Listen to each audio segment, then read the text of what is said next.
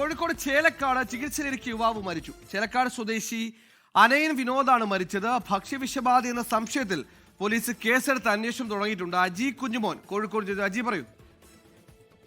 സുഹൈൽ, അനയന് കഴിഞ്ഞ ദിവസം അനയനും സുഹൃത്തുക്കളും കൂടെ ചേർന്ന് ഒരു ഹോട്ടലിൽ നിന്ന് ആഹാരം കഴിക്കുകയും തുടർന്നാണ് ഇവർക്ക് വയറുവേദനയും മറ്റ് ശാരീരിക അസ്വസ്ഥതകളും ഉണ്ടായത്. ഇതിനെ തുടർന്ന് ഇവർ സ്വകാര്യ ആശുപത്രിയിൽ ചികിത്സ തേടുകയും ചെയ്തു.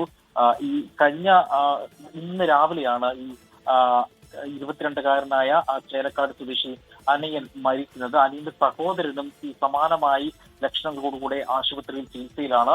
7 പേരായിരുന്നു ആകെ ഈ സംഘത്തിൽ ഉണ്ടായിരുന്നത്. ഇതിൽ 3 പേർ ആശുപത്രിയിൽ ചികിത്സയിൽ തുടരുകയാണ്. ഇവർക്ക് ഭക്ഷ്യവിഷബാധ തന്നെയാണോ ഏറ്റതെന്നുള്ള കാര്യത്തിൽ പോലീസ് പരിശോധന നടത്തുകയാണ്. ഭക്ഷ്യസുരക്ഷാ വകുപ്പ് ഇതുമായി ബന്ധപ്പെട്ട് പരിശോധനകൾ നടത്തുന്നുണ്ട്. സുഹൈൽ, ശരി, പോലീസ് എന്തായാലും കേസെടുത്ത് അന്വേഷണം തുടങ്ങിയിട്ടുണ്ട്. ഭക്ഷ്യവിഷബാധയാണെന്ന സംശയത്തിലാണ് ഇപ്പോൾ പോലീസിന്റെ അന്വേഷണം.